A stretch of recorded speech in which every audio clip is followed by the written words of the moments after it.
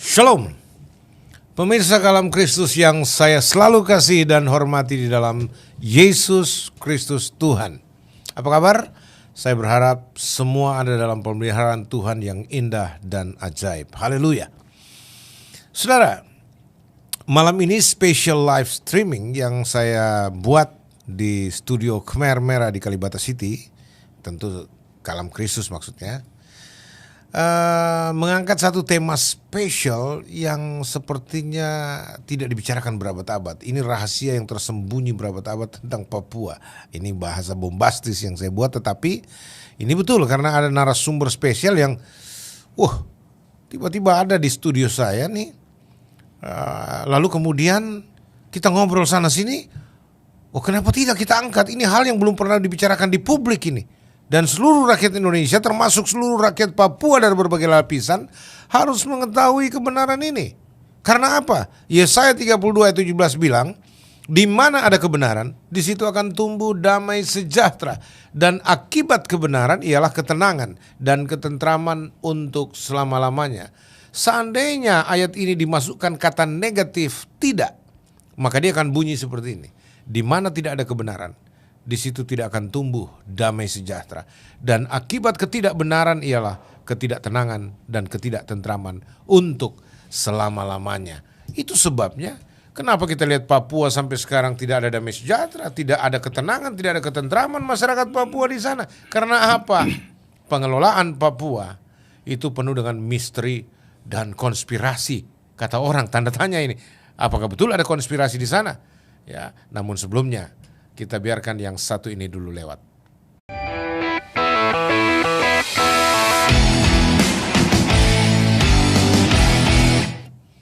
Kembali dengan saya, Pastor Joshua Tewu, dalam program spesial Perspektif Joshua Tewu dengan tamu spesial saya.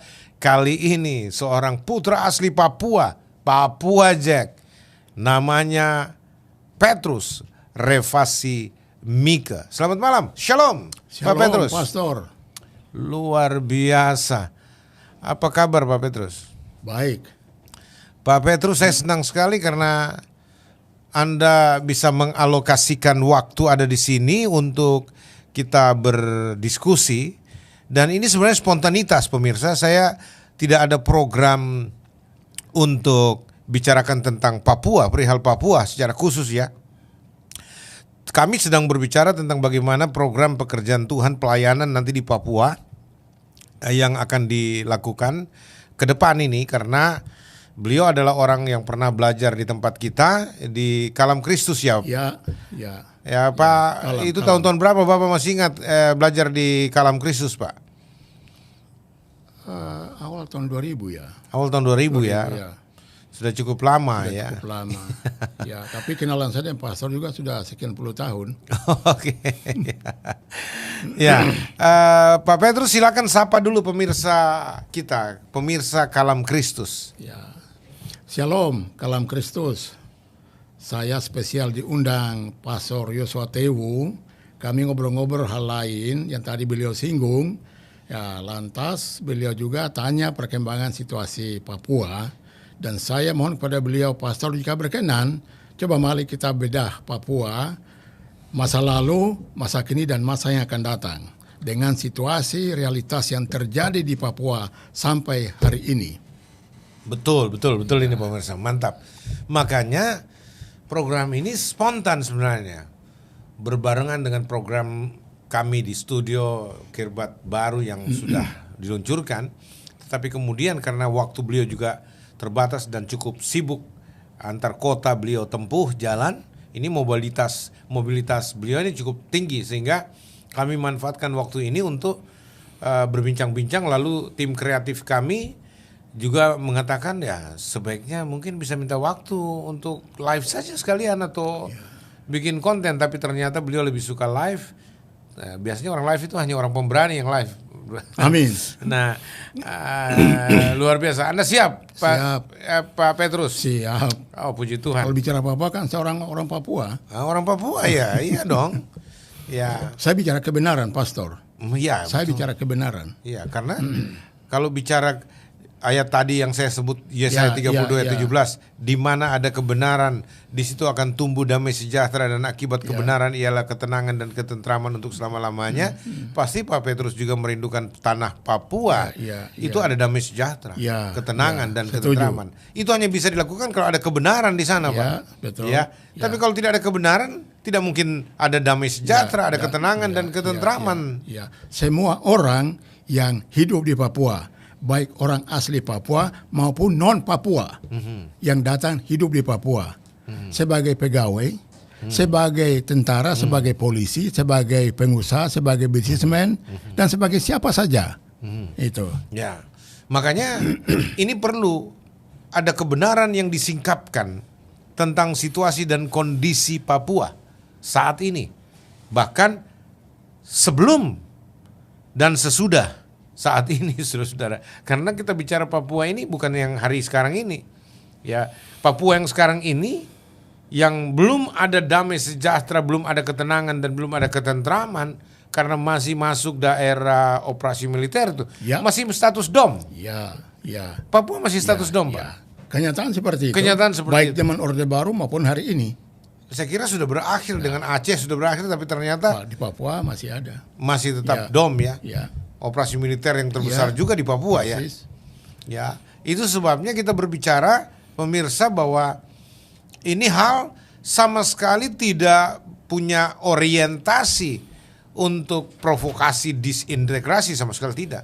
Pak Petrus adalah putra Papua asli, darahnya biru atau kuning, Pak? Darah saya merah, tulang saya putih. Darah merah, tulang putih. Artinya apa? Bendera saya merah putih.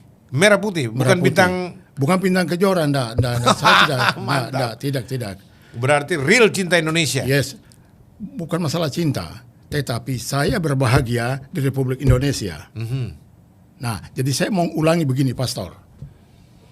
Saya terima kasih kalau bisa ada di ruangan yang sangat-sangat terhormat ini dan sangat-sangat edukatif ini untuk sebuah tema yang masih misterius bagi bangsa Indonesia, yaitu Papua.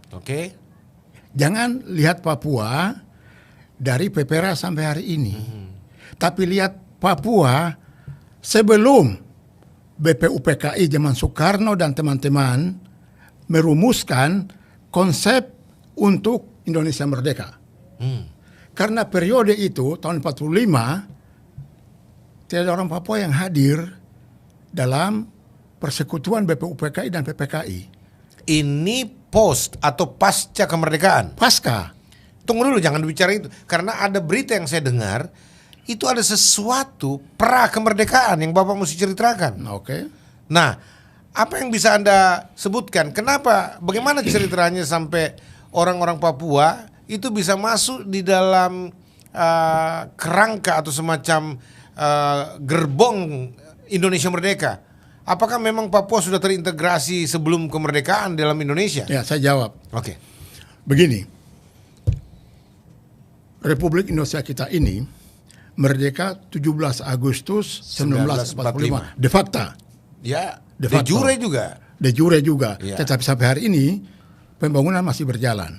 Jadi tujuan belum tercapai. Tapi itu hal lain. Tapi bicara Papua, abad 19 kan Indonesia merdeka. Bulan yang ke-8, hari yang ke-17. Saya mau tanya, apakah ada orang Papua yang ada di tim BPUPKI? Ataukah adakah orang Papua yang datang minta ke Soekarno untuk Papua waktu itu Nederlands Nihunia? Waktu itu namanya? Nederlands Nihunia. Karena waktu itu di bawah pemerintahan kerajaan Belanda. Mengapa Belanda? Saya perlu angkat satu hal mendasar yang belum pernah dibuka di Republik ini. Silakan, Pak. Abad 18, hari kelima bulan yang kedua, 1855 tepatnya, dalam sejarah gereja di Papua, Nederlands Nihunia waktu itu, bahwa Injil Kerajaan Allah tiba di Nederlands Nihunia waktu itu, sekarang Papua, itu hari Minggu tanggal 5 Mei, 5 Februari. Saya ulangi, 5 Februari 1855. 1855. Luar biasa. Nah, di tanah dia datang mana ke apa nih Nihunia, Nederlands Nihunia itu oleh siapa? Dua misionaris Belanda bernama Otto dan Geisler. Oke. Tiba di Pulau Mansinam di Teluk Dore. Pulau apa? Pulau Mansinam. Oke. Monumennya ada sampai hari ini, salib Yesus. Oke. Di Pulau Mansinam itu, di Teluk Dore, Manokwari, Papua Barat. Oke. Oke? Abad 18 ya. Ya. Indonesia merdeka abad 19. Iya, itu jauh sekali. Jauh kan? Oke. Tadi saya katakan, siapa yang datang ke Soekarno dan Hatta minta supaya Nederlands dunia masuk menjadi bagian dari Indonesia. Ini kita bicara fakta sejarah. Iya. Pastor, dengar baik-baik. Iya. Dan pemirsa dengar baik-baik. Iya. Sejarah, ini fakta. Siapa yang datang? Ada atau enggak? Tidak ada. Jadi tidak ada orang Papua yang datang. Coba riset. Kalau ada dokumen-dokumen sejarah Irian Barat atau Nederlands dunia menjadi Irian Barat menurut Soekarno sampai dianeksasi. Oh, istilah aneksasi ini Anda Aneksasi. mesti Anda mesti saya akan bertanggung jawab menjelaskan ini, Ya. jangan sampai karena ini nggak bisa. istilah Itu aneksasi ini. aneksasi. Tanya semua orang Papua. Hah. Itu aneksasi. Saya mau beritahu, saya sudah katakan darah saya merah, tulang saya putih, tulang saya putih, brand saya merah putih, bendera saya merah putih. Kita bicara sejarah, bicara kebenaran. Bicara kebenaran. Sama dengan Yesus lahir ke dunia ini adalah kebenaran, Amin. bukan manipulasi. Betul. Oke, kita kembali lagi ke Papua. Tapi Bapak jangan marah dulu yang saya, Pak. Oh, Ini enggak. saya cuma bicara Ya, ini. ini gaya bertanya. saya, gaya orang Papua. Oke, tenang saja pemirsa. Ya, tenang di sini aja. aman, di sini aman. Aman. Ya, jadi Saya memang juga- gaya orang Papua bicara seperti ini, apalagi dia bicara kebenaran yang dia yakini. Betul ya? Ya. Nah, ini aneksasi. Aneksasi. Kenapa Anda Tapi tunggu munculkan? jalan ke situ dulu. Oh, Ke apa aneksasi itu? dulu. Aneksasi itu kan apa ini kita harus apa ini bicara tokoh nama Soekarno. Oke. Kemudian perebutan Irian Barat yang dikatakan merebut kembali. Iya. Tapi versi orang Papua termasuk saya itu aneksasi. Oh, jadi perebutan Irian Barat sebenarnya kalau bicara merebut kembali Irian Barat berarti sebelum direbut dia bagian dari Indonesia dan kemudian Logikanya itu bahasa Iya. Indonesian. Kemudian direbut lagi dikeluarkan. Saya punya ballpoint dulu. Nah, Saya mau silakan, kasih silakan. ilustrasi ballpoint, pastor, ballpoint. Ini baru kali ini wawancara. Enggak. Ini. Tamunya minta ballpoint ini. Ini Aduh. ballpoint. Ah, Ini milik saya Oke. atau milik pastor ya. Milik Oke, saya. kemudian saya pegang sekarang. Oke. Kemudian saya nggak pernah ngomong. Kemudian saya bawa pergi. Aha. Loh, ballpoint saya mana? Oh, tadi ada Petrus. Ah. Petrus yang pegang. Saya tidak pernah ngomong. Itu apa ini milik pribadi? Secara dia kurang ajar atau bukan? Iya. Pastor kejar saya, rebut. Bah kurang pas barang ini. Ya. Itu namanya rebut apa bukan itu? Rebu bukan. Rebut kan? Rebut. Merebut. Nah. Kalau logika itu, bahasa istilah itu, ada sinonim lain nggak? Nggak ada. Nggak ada. Artinya apa? Nederlands dunia waktu itu belum pernah dimiliki oleh Indonesia. Terus memang mereka bilang itu merebut kembali. Kapan mereka dia miliki Irian Barat? Papua waktu itu. Kapan pernah dia miliki? Jadi Papua sebelum itu tidak menjadi milik Indonesia. Iya dong. Apalagi Indonesia belum merdeka. Sudah. Hati-hati, saya punya meja rusakin nanti. Sudah, Ini itu orang fakta. Papua yang datang-datang sini. Sudah, bikin- itu sudah fakta. Tuhan Allah dan iblis tahu itu. Oke. Tuhan Allah dan iblis tahu itu. Ah. Bahwa sebelum tahun 45 Irian Barat, Papua, Nederlands dunia itu belum pernah jadi bagian dari Indonesia. Kenapa dibilang direbut? Kenapa dibilang direbut? Yang betul aneksasi. Aneksasi, mengapa aneksasi? Nanti saya jelaskan. Tapi saya mau bicara dulu tentang Aneksasi ada unsur pemaksaan itu kalau begitu. jelas. Oke, jelaskan apa yang Anda mau jelaskan sebelum saya Jadi begini. kuliti ini. Begini, abad 18 itu, abad 18 ya, Oke. bulan Februari itu, Otto dan Geisler ke Nederlands dunia. Ya. Sebelum mereka dua berangkat, mereka di sekolah di Kanada, salah satu sekolah kitab di Kanada. Oke, saya punya bukunya. Bukan di Cambridge ya? Bukan. Oh, di Kanada? Bukan. Cambridge rendah itu jauh. Sorry. Jauh itu. Ya. Pastor jangan. Tolong apa- jangan dimunculkan ketawa saya. Nah, pastor, oke. Ketika itu pemerintah kerajaan Belanda yang memiliki Papua. Oke. Ketika lulusan angkatan Otto dan Geisler ini, mereka akan menyebarkan lulusan-lulusan ini ke seluruh dunia. Oke. Misi Amanat Agung. Ya. Nah, mereka cari di peta dunia ada satu pulau Aha. yang di ujung apa ini 5 benua ini, Ujung dunia lah. ujung dunia. Hmm. Mereka mau utus misionaris ke sana. mereka cari pulau itu yang milik siapa. Mereka lihat, pemerintah kerajaan Belanda. Oke. Oke, 2 orang ini disiapkan, diutus. Otto dan Geisler itu tiba di Indonesia waktu itu bukan Indonesia, di Batavia. Oke. Tinggal di Batavia. Ya belum ada Indonesia, toh Belum lagi. ada. Yang benar aja lu. Nusantara toh. Iya. Ah. Tinggal di Batavia. Batavia. Hmm. Lama. Kemudian bikin perahu. Bikin perahu. Terus kemudian di Sunda Kelapa tinggal dia. Oke. Setelah perahu selesai, mereka 2 berangkat ke New Guinea waktu itu. Kita berangkat. New Guinea. New Guinea. Iya. Saya akan jelaskan kata New Guinea ya. Oke. Mereka sudah berangkat ke New Guinea. Tapi mereka sudah langsung tiba di Ternate. Oke. Tinggal di situ berapa waktu. Kemudian untuk ke New Guinea, mereka sudah pinjam perahu dari masyarakat Ternate. Mereka sudah pinjam perahu, mereka sudah berangkat ke Ternate. Sekarang saya mau jelaskan dulu tentang kata New Guinea. New baru.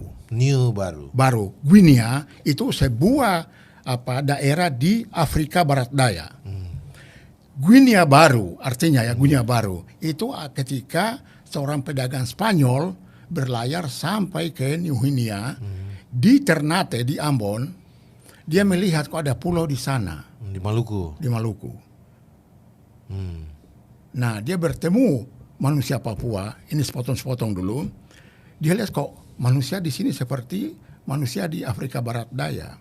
Dia memberi nama itu Neo baru, Guinea, nama dari Afrika Barat Daya. Jadi Guinea baru. Karena manusia sama dengan manusia-manusia di Maksudnya Afrika Barat Daya. rumpunnya gitu. Rumpunnya. Apa istilah Melanesia, Polinesia? Itu Melanesia itu kebangsaan, bangsa. Oke. Itu di Pasifik. Oke. Ras Melanesia. Nah, itu jadi dia beri nama New Guinea. New Guinea. Karena manusia sama dengan kulitnya hitam, rambutnya keriting. Sama dengan bangsa di Afrika Barat Daya. Seperti itu. New Guinea. Itulah yang muncul istilah Papua New Guinea. Yes. Papua New Guinea lain lagi, itu Irian Timur. Irian Timur. PNJ. Oke. Kalau Papua itu Irian Barat. Oke. Dari segi wilayah pulau itu ada timur, ada barat. Oke. Itulah kata New Guinea. Guinea itu ya. Ya, akhirnya menjadi Netherlands New Guinea. Netherlands itu karena dia milik dari pemerintah kerajaan Belanda. Oke. Itu akhirnya dikatutkan, disambung itu. Jadi bangsa yang keriting kulit coklat tua itu yang sama dengan manusia di Afrika Barat Daya itu adalah dikuasai oleh pemerintah kerajaan Belanda, Netherlands. Ya, seperti itu. Oke, itu sampai di situ. Kaitannya dengan Papua sebagai New Guinea itu New Guinea itu, New kan baru. Guinea itu Afrika Barat Daya, bangsa di sana. Jadi disebut sebagai New Guinea, Guinea baru. Ya, jadi Papua itu termasuk Afrika Barat Daya baru gitu loh. Persis. Seperti itu istilah New Guinea itu. Jadi karena agak serumpun itu. Ya, bukan serumpun. Milik manusianya, potongan manusianya mirip. Oke. Sama bahkan rambut keriting, kulit tua, hitam. Amat berbeda dengan orang-orang Indonesia lainnya. Sangat. Nah, sekarang kalau dikatakan dengan bangsa Indonesia lainnya, karena apa? Papua itu pulau besar, namanya Papua itu dari Sorong sampai Samarai. Iya. Samarai itu di New Guinea, di PNJ. Iya, Papua New Guinea. Iya. Sorong sampai Samarai. Pulau besar namanya Pulau Papua yang nampak di peta seperti burung kasuari itu, dibilang selalu burung Pulau Cendrawasih itu masuk ke gugusan kepulauan Pasifik. Oke. Yang sekarang ada 18 negara. Begitu, Pastor. Nah, itu makanya dan bangsa-bangsa itu memang kulitnya hitam, rambutnya keriting. Disebut sebagai ras Melanesia. Iya. Itu. Oke, ras Melanesia. Ras Melanesia. Berbeda dengan Polinesia. Berbeda. Jelas. Sekarang mengapa selalu dibilang ras Melanesia?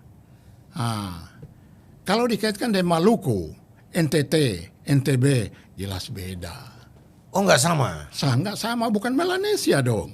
Maluku dan NTT, NTB semua itu sama masuklah semana? Itu Polinesia dong. Oh, Polinesia. Oh, Gitu. mereka itu Polinesia. Itu dari segi antropologi. Antropologi. Ya. Oke. Tapi dari segi wilayah ras manusia Papua sebagai orang Melanesia itu gugusan Kepulauan Pasifik. Oke. Itu. Oke, Nah, oke. lantas sekarang ketika penjelajahan Belanda menguasai Papua, dan tadi ada satu hal penting, Pastor, adalah bahwa dua misionaris ini ketika menginjakan kaki di Pulau Mansinam itu dalam nama Tuhan kita menginjakan tanah ini. Kita injak tanah ini dalam nama Tuhan. Nah, lantas mereka mendeklarasikan satu ayat firman Tuhan yang penting. Di mana itu? Masih ingat? Efesus 5:8. Efesus 5 ayat 8. Ya. Wow. Dia berkata begini. Memang dahulu kamu gelap, Oke. tapi sekarang kamu terang. Oh. Hiduplah sebagai anak-anak terang dalam Tuhan. Bawa Alkitab kemari kita buka. Ya, memang dahulu kamu anak-anak kegelapan. Anak-anak kegelapan. Ya, tapi Lengkapnya kamu itu. sekarang adalah anak-anak Ya, terang. hiduplah sebagai anak-anak terang dalam Tuhan. Ya. Itu deklarasi kemerdekaan orang Nederlands dunia, Papua itu dalam Kristus. Catat itu. Oke. Kalau ada yang dengar buka Alkitabmu sekarang. Ya. Itu oke. Jadi sebenarnya Papua sudah dari tahun 1855. Sudah merdeka di dalam Kristus. Iya, artinya sudah menerima Kristus. Yes. Diklaim sebagai tanah milik Ya. Kristus. Dan pastor saya bisa menyampaikan satu hal. Bangsa Papua seperti saya ini itu manusia kanibal. Suka berperang, Oke. suku dengan suku. Ya. Dan itu betul. Ya. Tapi mengapa manusia bisa lemah lunglai, lemah lembut seperti hari ini? Ush, mantap. Kalau kami masih kanibal, Karena kasih- kami bisa bakar gereja yang liar di Papua. Karena kasih Saya Kristus. bisa bakar masjid di Papua. Betul. Catat itu. Kalau masih punya, kalau tidak bertobat ya, Tidak bertobat. kalau belum dalam Yesus. Ya. Dan memang begitu faktanya. Ya, dan kalau benar bahwa banyak suku betul, tapi suku mana banyak itu yang bisa tunduk kepada tata krama kehidupan masyarakat dan gereja. Kalau kami masih kanibalis, kami bisa bakar gereja-gereja yang bukan punya orang Papua, bukan pendetanya orang Papua. Bisa bakar masjid, Bisa. bisa bakar kelenteng, bisa bakar apa saja. Ya, betul. Iya. Dan ingat, Efesus 5 ayat 8 itu diterakan di dalam stempel gereja tua kami namanya Gereja Kristen Injili di Tanah Papua, GKI. Ayat itu. Itu distempel di situ ya. Ditulis di atas apa? Yang menarik di sini Papua, pemirsa, karena Papua dari tahun 1855, 5 Februari tepatnya, itu sudah diserahkan kepada Tuhan Yesus. Itu menjadi tanah milik Tuhan Yesus, diklaim. Persis. Seperti karena apa? Dengan monumental bahwa Injil pertama kali didaratkan di situ dan diberitakan di tanah Papua. Karena Alkitab bilang, kemana kakimu menginjak, daerah itu diserahkan kepadamu. Betul. Bagi orang-orang yang diutus Betul. untuk memberitakan Ya, Injil. ya. Nah, itu sebabnya tidak juga berlebihan, tidak lebay kalau dibilang Papua sebenarnya itu adalah salah satu kantong Kristen di wilayah Nusantara. Faktanya begitu. Iya, dan Faktanya memang begitu. begitu. Misionaris lah yang berjuang untuk apa? Memanusiakan orang-orang Papua dari keterbelakangannya untuk bisa melihat kebenaran di dalam Kristus. Betul. Ya, walaupun dengan segala keterbatasan mereka, ya, tetapi mereka sudah berhasil mengangkat martabat orang-orang Papua sehingga mereka bisa menjadi orang yang percaya kepada Tuhan. Tapi sayangnya, kemudian politik masuk, mencengkram, ya. Dan kemudian melalui politik inilah terjadi segala macam permufakatan jahat tanda kutip. Untuk apa? Melihat tanah ini layak untuk direbut, ya. Ya, ini saya mulai munculkan ini. Tanah ini layak direbut untuk apa? Untuk menjadi dapur logistik Indonesia. Perut. Karena begitu kayanya tanah Papua ini. Kira-kira begitu, Pak? Persis. Itu betul. Sangat benar. Ini saya tafsir ini, Ya Pak. tidak, tafsiran itu benar. Oh. Oke, saya mau izin pastor saya terus ya. Silakan. Jadi abad 18, bulan Februari 1855 itu berjalan oleh misionaris. Ingat ya, misionaris dari Eropa, dari Belanda dan Jerman. Oke. Nah, itu ada peta wilayah itu ada dua. Protestan di utara, Katolik di selatan. Oke. Merauke lari sampai ke Kokonau di Timika, itu areanya Protestan. Katolik. Oke. Dan juga di Pegunungan Tengah. Ada sebagian Katolik, sebagian Protestan. Oke. Nah, sampai di situ. Oke. Sampai di situ. Berarti pemerintahan gereja kan abad 18 sampai 1945. Nah, periode ini ya. Nah, waktu yang panjang ini, siapa yang berjuang untuk apa ini? Dia tahu bahwa Indonesia ada negara namanya Indonesia. Nggak ada. Nggak ada kan? Ya. Orang Indonesia aja belum ada, nama itu belum disebut-sebut Belum kok. pernah disebut-sebut. Abad 18. Betul. Ya kalau membicarakan ini juga akhir-akhir ini marak berbicara dari mana mulai muncul kata Indonesia itu. Itulah. Iya. Nah, jadi terlepas dari istilah Indonesia itu dan itu perlu diskusi sendiri. Dan ada beberapa profesor yang bicara soal itu. Oke. Nah, tetapi bicara Papua dalam konteks Indonesia, saya menghendaki pastor kita bicara kebenaran. Oke.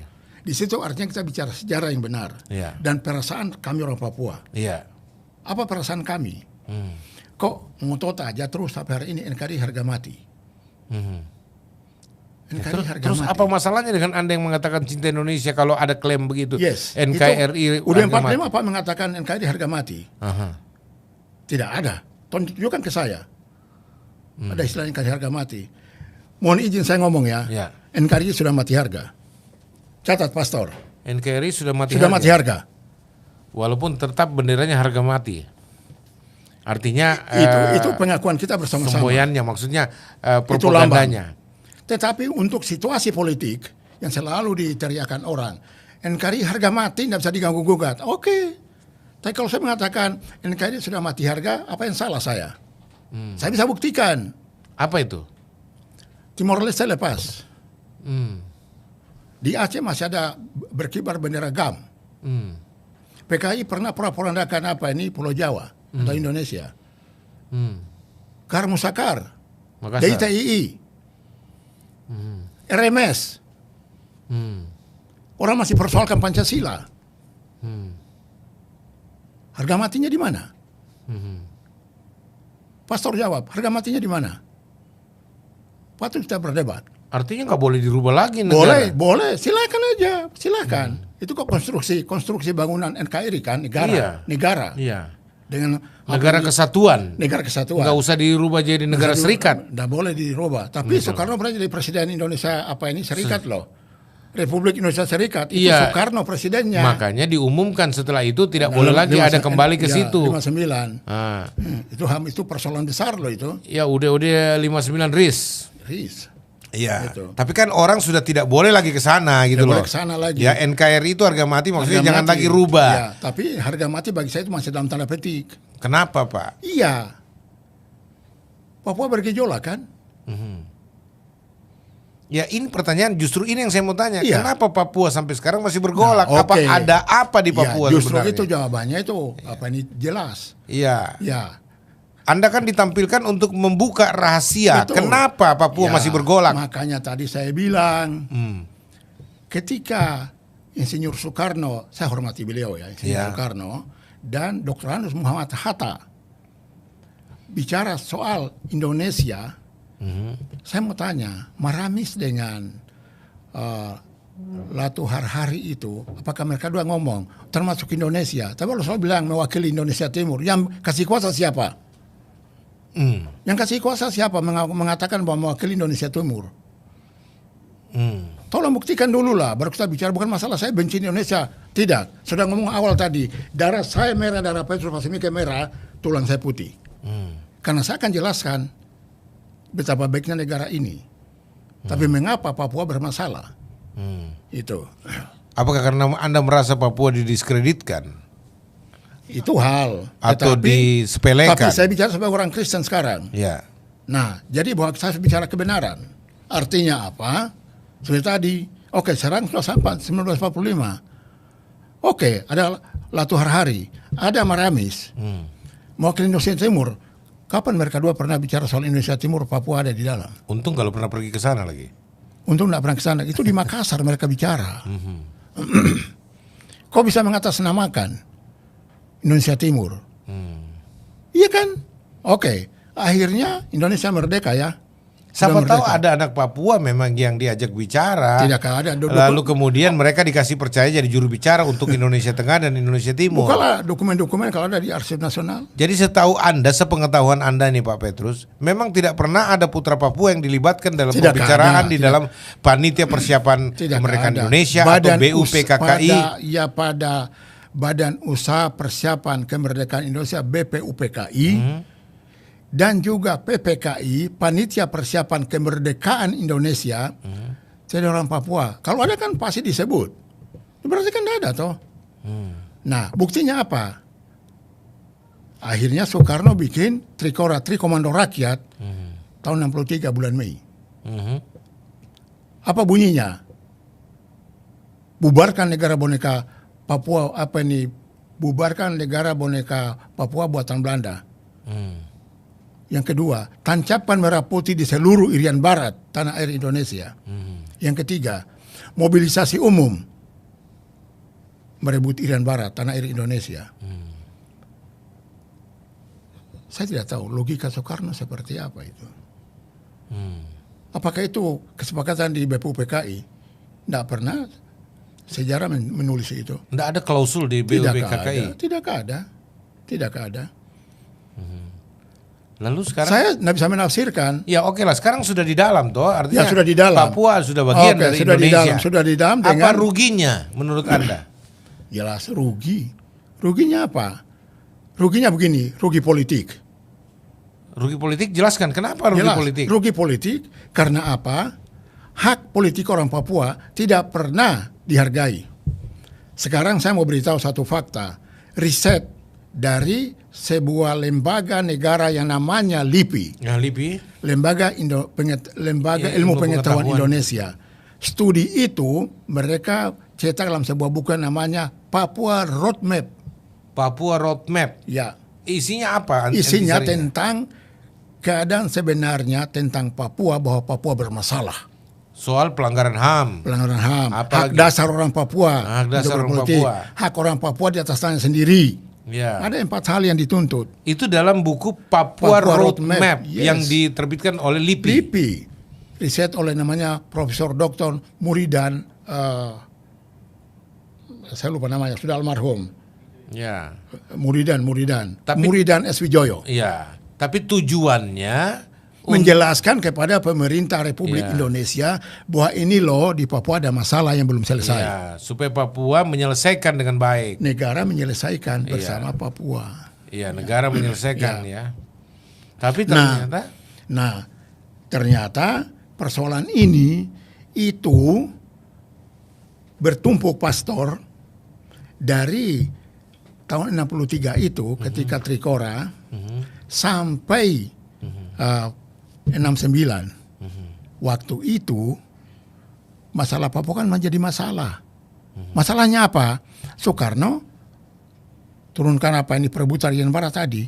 Nah, Trikora merebut. itu. Nah, alasannya rebut kembali. Alasannya yang tolol, konyol, bodoh bahwa sama-sama dijajah Belanda. Ini kan pendapat yang konyol, bodoh, tolol. Pastor, tolong catat itu. Mengapa saya bilang begitu? Banyak orang Papua akan katakan sama dengan saya. Selain Papua itu Hindia Belanda. Papua Nederlands Nihuinia. ya. Bagian dari pemerintah kerajaan Belanda. Hindia Belanda berbeda dong. Beda dengan kerajaan Belanda. dengan Nederlands Nihuinia. Itu. Tapi kesan orang, tangkapan orang, konsep orang bahwa iya akan merebut kembali, sama-sama kita dijajah oleh Belanda. Pastor dan pemirsa, saya kasih tahu ya, Belanda tidak pernah bunuh orang Papua. Catat itu. Belanda tidak pernah bunuh orang Papua. Kalau orang Papua membunuh, dipenjara di Bovendigul. Bukan dibunuh. Ya. Indonesia lakukan apa hari ini? Fakta. Berapa banyak orang Papua mati? Sampai hari ini. Belum lagi kita bicara soal KKB. Memang kita bisa beda dia, KKB itu siapa. KKB singkat dari kelompok kriminal bersenjata yang dicap hari ini oleh pemerintah Republik Indonesia sebagai teroris. Iya, itu enggak apa-apa, dibuka aja supaya orang tahu. Dan Anda harus menjelaskan kenapa Anda bernafsu untuk membuka ini, bukan untuk memprovokasi soal disintegrasi. Dalam hal itu, betul Pastor, saya akan ngomong. Saya tidak bicara soal apa ini disintegrasi untuk Papua Merdeka. Saya katakan itu ilusi, halusinasi. Dan Anda tidak menginginkan Saya itu. tidak mengharapkan itu. Mari kita perbaiki kondisi Papua. Tapi Anda mau bicara faktanya, Ya. supaya merebut perhatian pemerintah. Ya, dan supaya pemerintah tahu bahwa orang Papua sebagai manusia normal sama dengan manusia di muka bumi ini, di atas permukaan 5 benua ini, dihargai sebagai manusia. Iya. Jangan dihina. Saya mau beritahu satu hal, Pastor. Tolong lihat muka saya ya. Buktikan kepada saya, dari Maluku sampai di Aceh, ada orang Papua yang jadi apa di sana? Di pemerintahan, di DPR, di legislatif, di angkatan bersenjata, TNI Polri, di semua angkatannya, darat, laut, udara, dan kepolisian. Buktikan aja kepada Petrus Pasimike dan orang Papua. Yang ada adalah orang Papua laki-laki bisa beristri perempuan non Papua, itu saja. Yang paling dibanggakan saat ini.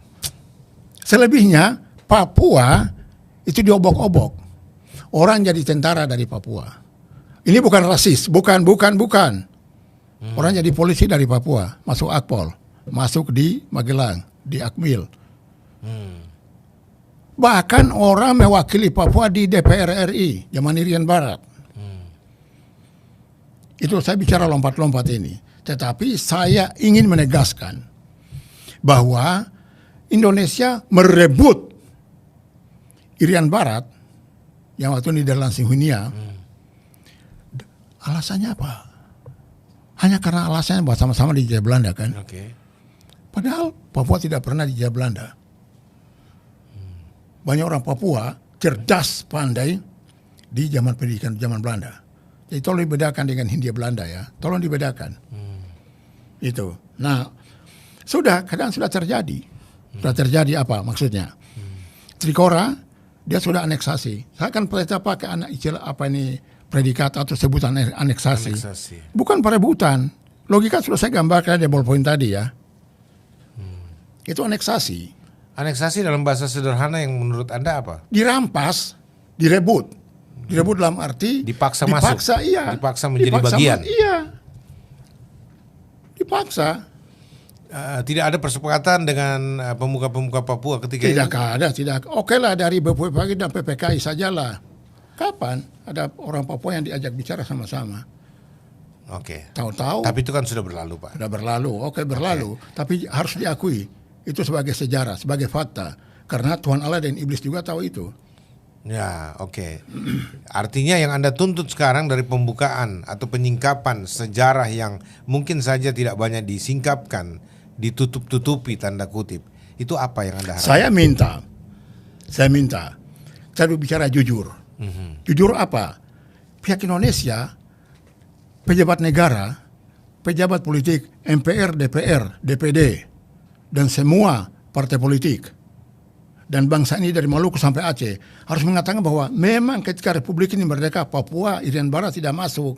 Tapi sekarang kita sudah ambil secara paksa dan mereka sudah ada di tangan kita 58 tahun. Jadi harus diurus. Harus diurus baik. Diurus baik itu apa? Hak mereka. Iya, disamakan Hak dengan apa? yang lain. Yang lain dong. Hak politik. Hak politik. Hak berdagang. Hak pendidikan. Hak politik dan hak atas tanahnya sendiri. Ya, hak atas tanahnya sendiri, hak kesejahteraannya sendiri. Ya. Jadi selalu tuduhannya, bukan tuduhan, pandangannya adalah bahwa masalah kesejahteraan. Masalah kesejahteraan apa? Masalah apa? Kesejahteraan. Saya mau kasih tahu pastor ya. Zaman Belanda, orang Papua aman. Walaupun tidak pernah pegang uang. Zaman Belanda ya. Saya sudah sekolah. Mengapa hari ini katanya sama-sama satu bangsa, satu tanah air, satu bahasa, tapi orang Papua menderita. Bahkan dibunuh. Seseluai. Yang bunuh siapa?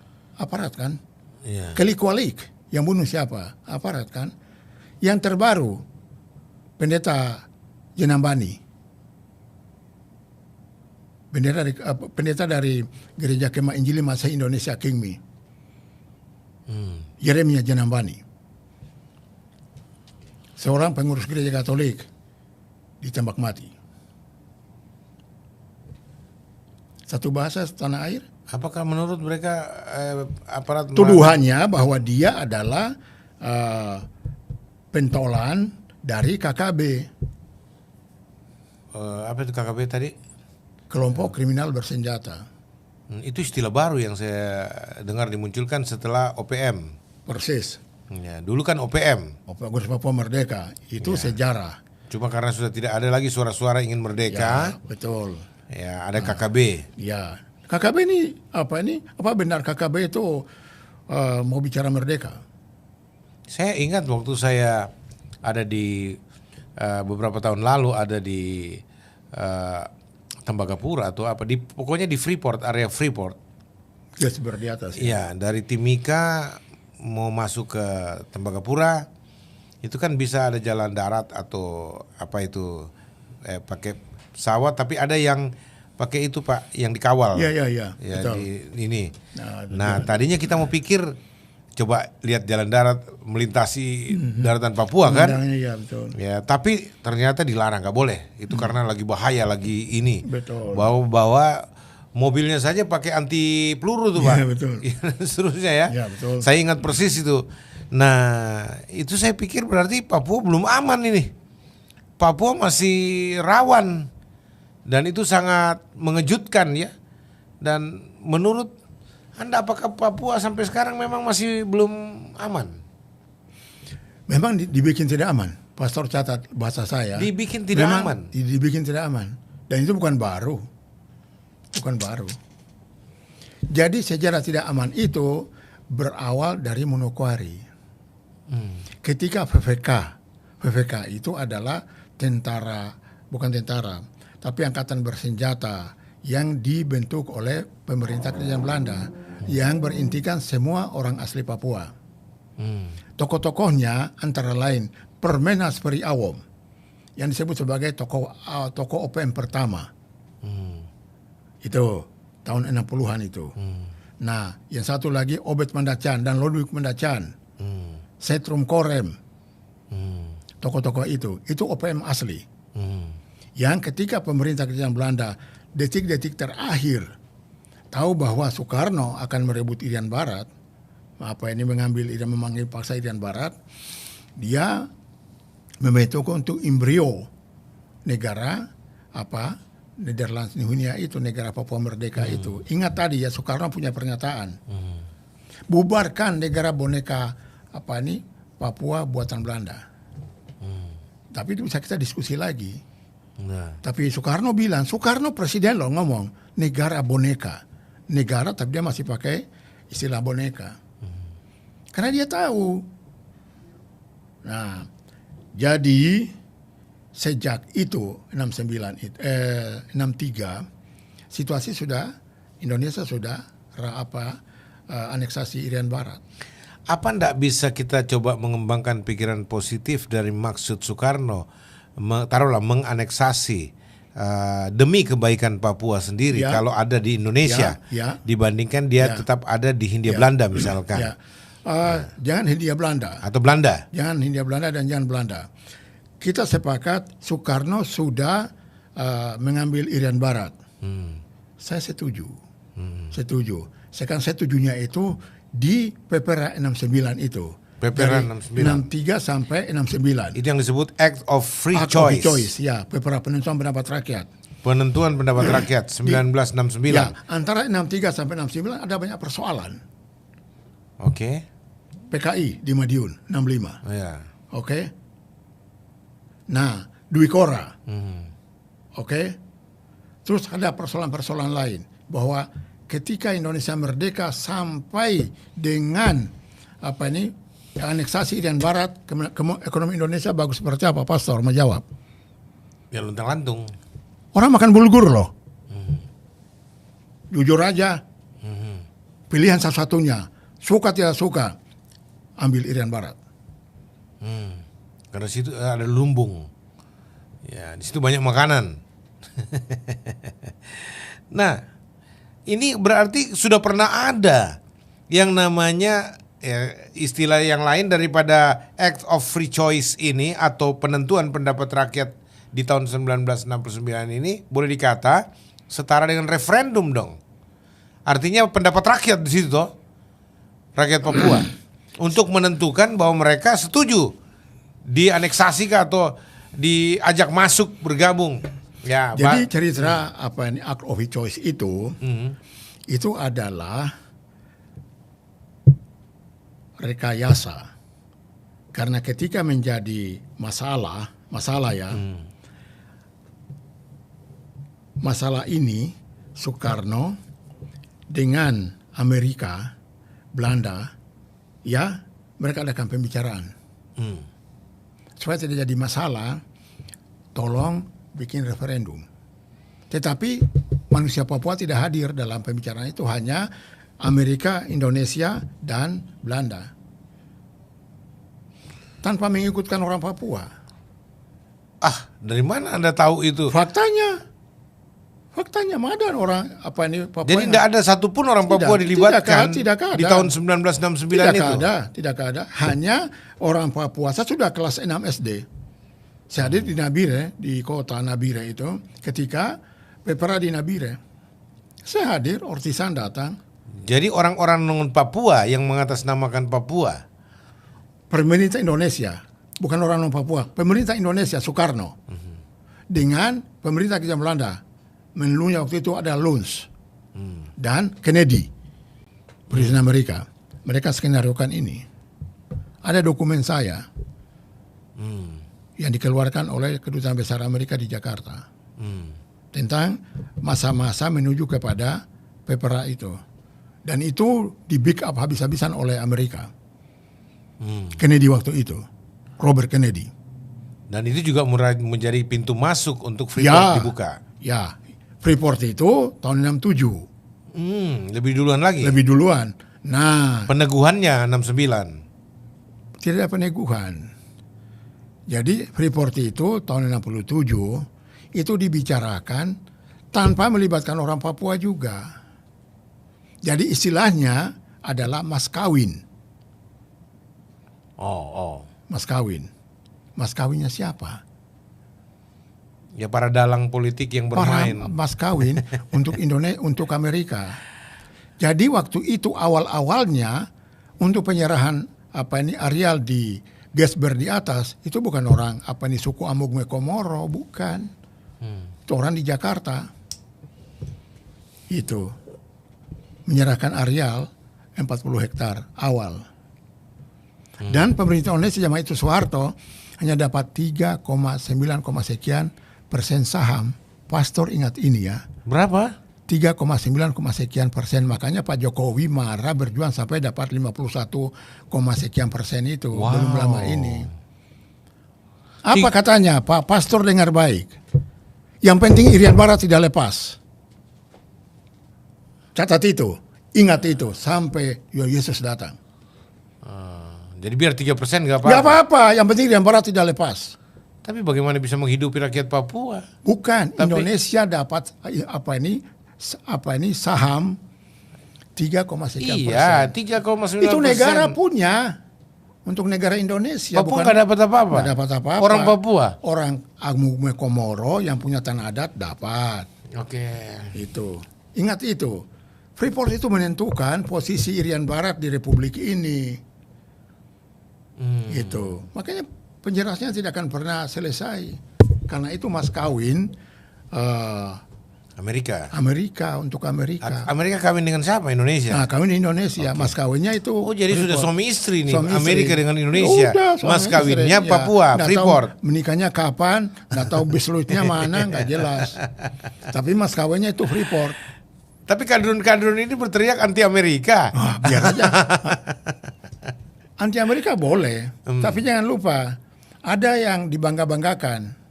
Diaspora Indonesia di Amerika ya. Itu ratusan keluarga loh.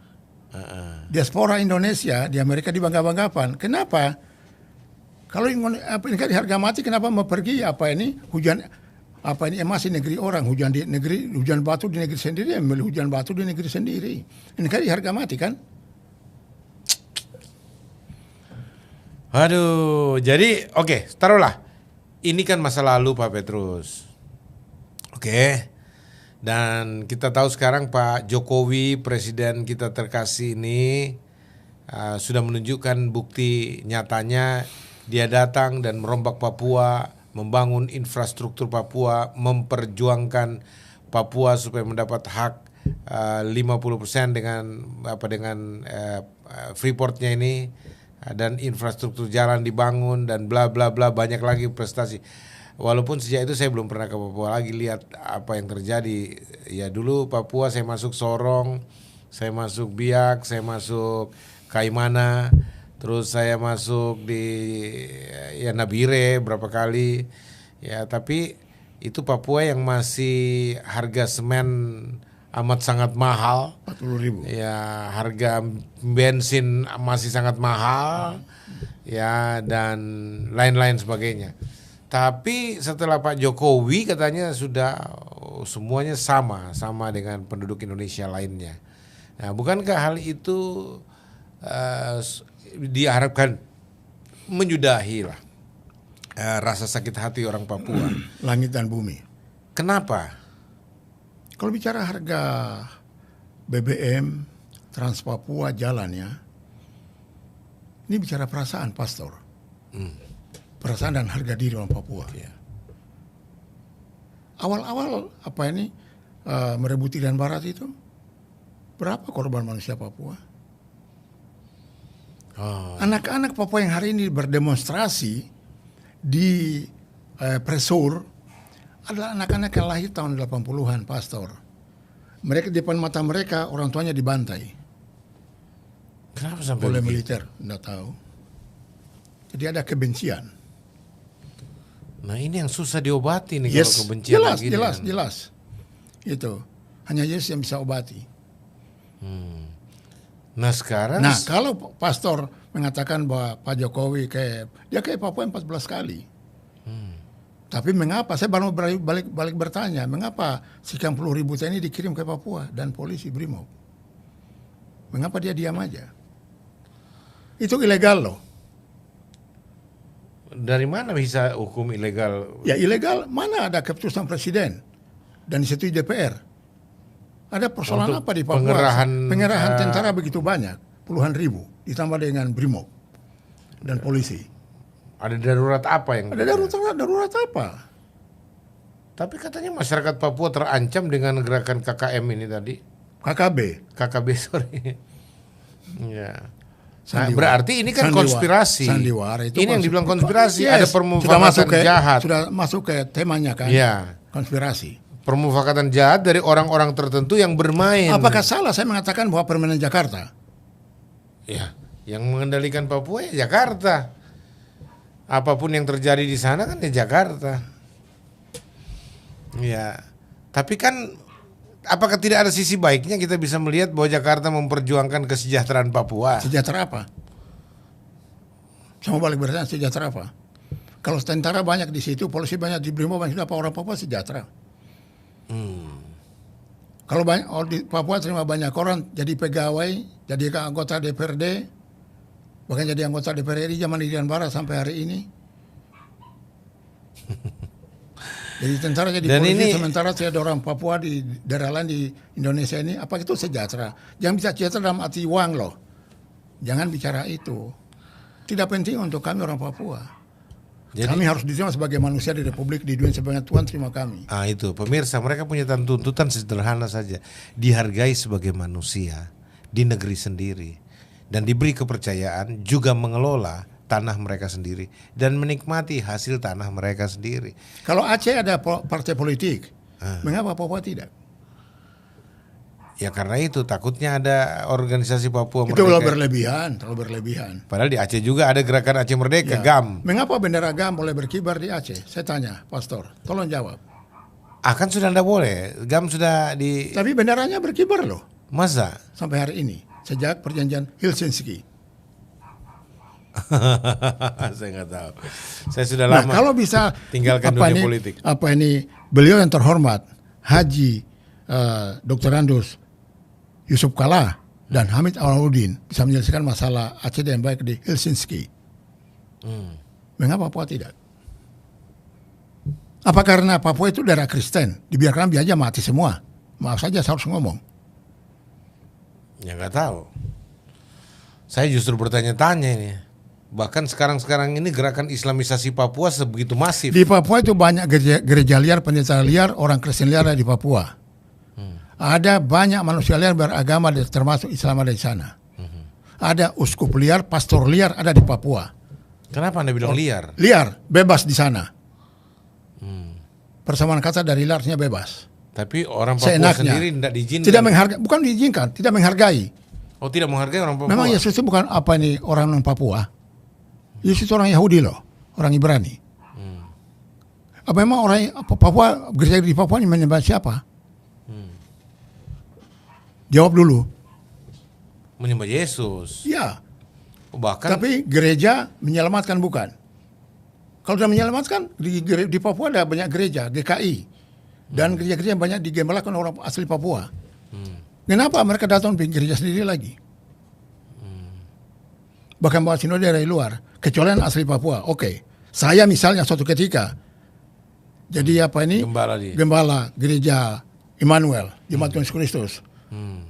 Berbeda orang ke sana dengan alasan sama orang Kristen orang Papua. Padahal saya harus beritahu hal yang penting, terpenting. Orang Kristen dan Katolik di Papua lebih jahat daripada Islam. Oh, ulang lagi Pak. Jadi kenapa Anda berani berkata orang Kristen, orang Katolik di Papua lebih jahat daripada orang Islam? Kenapa? Karena mentelantarkan orang Papua atau tidak? Mereka tidak pernah membela kepentingan orang Papua sebagai sama apa ini umat manusia dan sebagai orang Kristen. Ya, tapi Papua dikristenkan loh. Tapi beda misionaris, maksudnya orang-orang Indonesia yang menggembalakan di sana, jadi pendeta di sana. Datang ke sana, bikin jemaat sendiri. Oke. Jadi inklusif. Oh, terus tidak ajak orang Papua lagi? Tidak sama-sama, tidak mau bersama-sama dengan orang Papua. Kenapa? Oh, jadi orang-orang pendatang yang dirangkul untuk digembalakan. Itu ya. Toraja sendiri, Manado sendiri. Toraja sendiri, Manado sendiri. Terus mereka sama-sama, Ambon sendiri. Orang Papua jadi warga kelas 3? Bukan kelas 3, tetapi pokoknya kamu punya gereja sendiri, kami bikin gereja sendiri. Saya pernah jumpa banyak di Jayapura.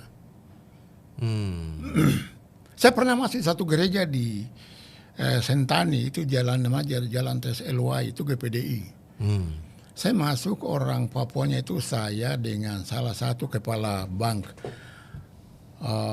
Mandiri, 2 perempuan Wamena, 1 bapak Sentani yang dia berdoa waktu itu. Gembalanya itu orang Manado, bendahara Majelis Daerah GPDI Tanah Papua. Bayangkan hanya 5 orang. Saya itu tamu. Kepala Mandiri ini itu juga tamu. Bayangkan, semuanya itu apa ini Amber semua. Amber itu pendatang. Istilah Amber di Papua itu pendatang. Amber. Itu baru satu contoh kecil. Di Papua juga ada HKBP. Atau mungkin orang Papua sendiri nggak mau bergabung. Loh, kami karena punya, merasa risih atau bukan apa? risih. Kami maunya kalau mereka datang jangan bikin gereja. Bergabunglah dengan gereja yang ada di Papua. Oh begitu. Iya kan? Tapi mungkin orang Papua di gerejanya pakai bahasa Papua jadi orang. Oh tidak. Papua tidak pernah bicara bahasa lain. Tidak pakai bahasa Indonesia. Hebatnya Papua di situ. Itu hebatnya itu apa? Dari pantai sampai gunung orang bicara bahasa Indonesia. Pastor masuk di pedalaman. Di Wamena ada sekitarnya, Pegunungan Bintang, Yahukimo, Tolikara. Orang semua bicara bahasa Indonesia dan pastor.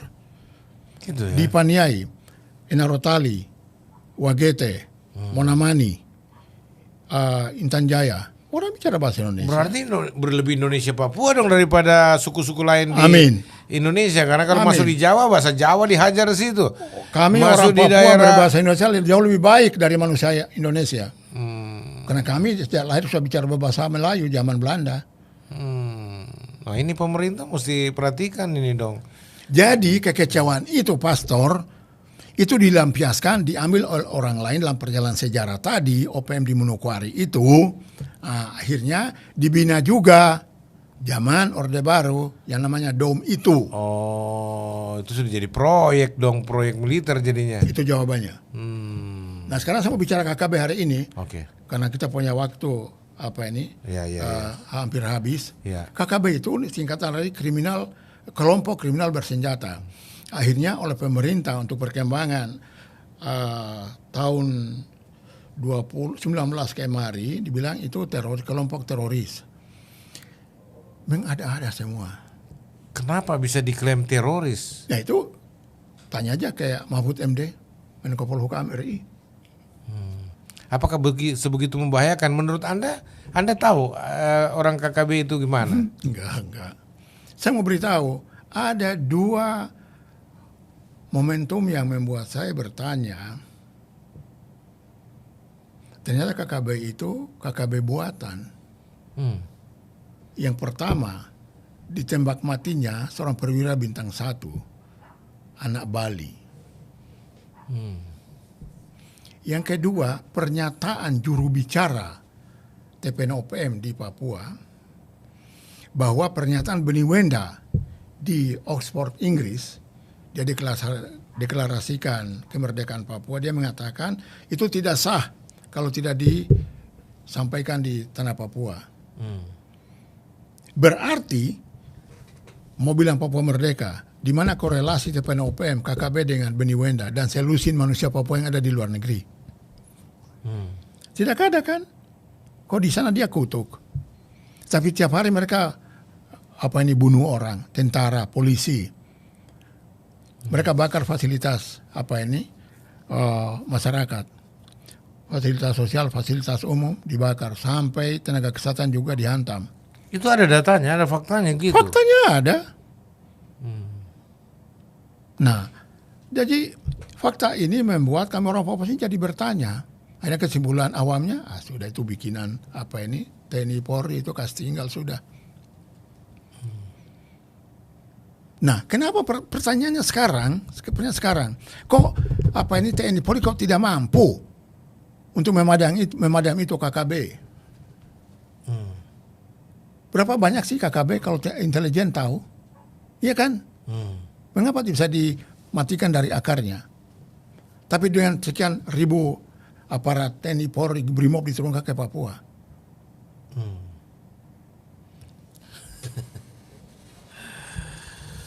Jadi memang enak sekali kalau pastor mau kita beda Papua, itu jangan kemudian mendiskreditkan orang Papua. Mereka mau merdeka, hanya lagunya adalah mau bicara dengan dialog, tapi mau dialog dengan siapa? Karena kelompoknya banyak sekali. Oke, kelompok banyak, tapi kelompok yang mana? Yuk sebut dulu. Kalau faksi-faksi Papua saya akui banyak. Kalau bicara dengan manusia di tanah Papua, jangan pakai alasan sukunya banyak dong. Nah, waktu delegasi 100 datang bertemu dengan Habibie, bertemu dengan Gus Dur, semuanya kan jelas di situ. Minta merdeka, lepas dari Indonesia. Habibie bilang pulang dan renungkan. Gus Dur, delegasi yang sama datang bertemu. Gus Dur bilang jangan merdeka, kita bikin otonomi khusus, kamu kelola sendiri pemerintahan Anda. Otsus itu hadir, pastor, sebagai akibat dari Papua mau lepas dari Indonesia. Otsus lahir. Ya, sebagai akibat dari situ. Kuncinya itu. Nah, terus sekarang sudah Otsus. Sudah 20 tahun. Iya. Terus kenapa masih mengeluh? Kenapa masih mengeluh? Ya, karena realisasi implementasi Otsus itu menurut orang Papua termasuk saya, Otsus gagal. Jadi cuma sandiwara belaka? Sandiwara. Sebuah gula-gula, permen. Lah, kan Anda putra-putra Papua yang menentukan dong dalam otonomi khusus. Jadi bupati, wali kota oke. Uang dikirim ke sana oke. Tapi ada sayup-sayup kedengaran. Jakarta ada di situ bermain. Jadi kepala dilepas, ekor dipegang. Artinya apa? Otsus dilaksanakan secara konsisten dan konsisten. Tapi tuduhannya adalah, loh itu kan kalian atur uangnya sendiri. Gubernurnya orang Papua, bupatinya orang Papua, wali kotanya orang Papua. Tapi tunggu dulu. Kebijakannya? Kebijakannya siapa? Jakarta kan? Jakarta itu siapa? Kalau tanya orang kan, loh enggak. Berarti boleh dikata gubernur-gubernur yang ada ini, wali kota apa semua itu boneka? Boneka, titik. Boneka Jakarta? Ya. Sekarang, pastor tahu, di Kabupaten Jayawijaya di Wamena, pemekarannya berapa sekarang? 8 kan kabupaten baru, DOB, daerah otonom baru. Oh iya, ini setelah provinsinya dibagi 2 juga. Ya sudah dibagi 2. Ya, Papua dan Papua Barat. Ya. Jaya itu kan Wamena, itu Papua, pegunungan ya. Ya. 8 kabupaten baru. Mereka yang justru ngamuk. Marah-marah KKB itu. Kalau 8 kabupaten kan pasti punya syarat-syarat untuk layak jadi kabupaten. Sudah selesai jadi kabupaten, tapi mengapa kalau bicara kesejahteraan tadi, Pastor? Mengapa mereka ngamuk? Iya. Kelompok-kelompok bersenjata kan di situ. Karena apa? cuma nama aja kabupaten tapi enggak. Bukan itu. Apa itu? Harga diri tadi. Oh. Kalau kabupaten kan beranggaran turun. Oke. Ya kan? Dan sumber-sumber anggaran lain. Tapi kenapa dia marah? Kenapa? Terangkan, Ya, Pak. karena dia merasa bahwa saya ini punya tanah sendiri, punya hidup di sini, turun temurun karena manusia pertama sampai hari ini. Tapi kok orang lain yang berkuasa atas saya? Oh, jadi 8 kabupaten pemekaran ini bukan putra Papua yang... Bukan. Artinya selalu itu masalah harga diri tadi, Pastor. Perasaan tadi. Itu. Orang selalu dicurigai. Orang selalu diintimidasi. Apa karena Papua, anak-anak Papua yang bandel-bandel kah? Orang Papua mana yang tidak baik di Republik ini? Iya. Betul. Pastor, saya ulangi. Kalau orang Papua itu mau jahat, gereja dibakar, masjid dibakar. Saya pernah punya pengalaman di Makassar, Pak. Waktu masih sekolah. Saya diajak rame-rame, nggak tahu aja. Yuk serang asrama Papua. Iya. Di depan rumah sakit Dadi itu, di Makassar, Pak. Ikut-ikutan aja. Tapi saya mau tanya, mereka kenapa? Jahat itu, tukang pukul orang. Ada yang bilang tukang makan orang, apa segala macam kan. Isu-isu berkembang. Ya. Padahal itu rekayasa politik juga. Baru saya tahu bahwa hampir di seluruh daerah Indonesia, asrama Papua itu menjadi target untuk pergerakan-pergerakan tertentu. Persis. Aduh, saya bilang, ya udahlah. Ini Pak, kita libatkan masyarakat untuk berkomentar. Kita baca beberapa ini dulu, lalu Bapak mau komentar silakan. Kita mulai dari mana ini membacanya? Oke, dari atas coba kita pilih dulu ya. Bagus sekali tanggapan, mantap. Tunggu dulu, dari atas saja enggak apa-apa, dari atas, jangan terlalu cepat, saya agak lamban bacanya. Shalom Pastor JT dan Pak Petrus, shalom. Tan bilang begini, shalom dari kota Ambon, shalom. Shalom dari Kalbar, shalom. Shalom Pak JT dan Pak Petrus, shalom. Ya semua shalom ini Pak. Pak Petrus ini ya baca juga ya. Nah sekarang ini Luther Lapong bilang begini, bahkan bukan hanya di Papua, seluruh dunia itu terjadi. Ya maksudnya apa yang dari mana ini? Coba kita lihat. Apa yang terjadi ya di seluruh dunia? Kita bicara dulu Hendra. Bagaimana menurut? Tolong dulu, jangan ya oke. Dikatakan begini, shalom, selamat malam dan salam sehat bagi kita semua. Salam dari Papua Barat. Wah ini dari penonton setia kalian. Terus Adrian Snai Channel, NTT hadir. Shalom Pak, Kalimantan Tengah hadir. Pak Petrus, dibanding Papua New Guinea, Papua Indonesia masih lebih baik. Salam dari Teluk Wandoma, Papua Barat. Wondama, ya. Lalu ada yang bilang minoritas diperlakukan tidak setara. Ada depan hukum dan keadilan memang lebih bijak dan berhikmat bila Papua menentukan nasibnya sendiri. Lepas dari NKRI, ya saya juga nggak setuju. Pak Petrus juga nggak setuju. Kita nggak bicara ini untuk. Saya nggak bicara merdeka, Pastor. Nggak ada bicara disintegrasi atau Papua merdeka. Nggak. Kita mau berbicara menarik perhatian supaya Papua punya orang-orang haknya disetarakan dengan orang-orang Indonesia lainnya. Hak atas tanahnya, hak atas kesejahteraannya, hak atas pendidikannya dan seterusnya gitu loh. Dan termasuk hak dia memainkan politiknya di seluruh daerah Indonesia. Nggak usah di seluruh Indonesia, di tanahnya sendiri juga dia dieliminir, orang-orang Papua dipinggirkan, nggak orang-orang tertentu saja sebagai formalitas untuk dimunculkan. Oh ada juga kok, misalkan dulu Pak Freddy Numberi, ada Paulus Waterpauw dan banyak beberapa yang lain-lainnya. Apa Bapak tidak melihat hal itu, Pak? Maksudnya? Sebagai penyamaan hak anak-anak Papua? Begini, ini masalah perasaan bukan apa nih orang Papua jadi jenderal, bukan itu, Pastor. Saya bicara perasaan dan sejarah Papua. Mengapa orang Papua tidak bisa jadi pejabat di DKI? Saya tanya, Pastor. Mengapa orang Papua tidak bisa jadi pejabat di Jawa Tengah, Jawa Timur, dan Yogyakarta? Ini Gubernur Anies Baswedan mesti jawab ini. Kenapa orang Papua tidak bisa masuk? Saudara Kristen aja, saya tanya, apakah ada orang Papua jadi pejabat di Sumatera Utara? Di Sulawesi Utara? Sulawesi Utara, di Maluku. Ya, Maluku. Di Toraja. Jawab dulu ke saya.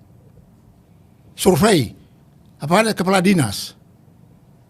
Di provinsi-provinsi Saya Kristen. pernah dengar, ini mau kabupaten. jujur ya Pak, saya pernah dengar bahwa SDM-nya orang Papua belum mampu untuk... Oke, lepas saja, nggak usah bicara banyak. Iya, Lepaskan aja. Tapi enggak, ini saya mau bandingkan. Ya. Tapi ternyata dari suku lain juga banyak yang on gitu, yang duduk sebagai pejabat. Itu soal lain. Tapi kalau kesannya bahwa kami orang Papua itu hitam keriting, itu sudah tolol banget itu. Itu rasis, enggak? Saya Itu enggak rasis setuju. itu. Iya. Dan kalau bilang bahwa orang bodoh, orang Papua bodoh, ya sudah lepaskan aja kok, repot Enggak amat. juga, Olimpiade orang Papua yang muncul kok. Lepaskan aja kok, Orang repot banyak amat. orang-orang potensi Papua kok, SDM Papua Alasannya yang... bahwa Papua begini begono, ya lepas aja kok, repot amat. Mengapa Timor Leste dilepas? Kalau Papua dilepaskan, Indonesia sontak langsung jadi miskin. Bukan miskin, bubar.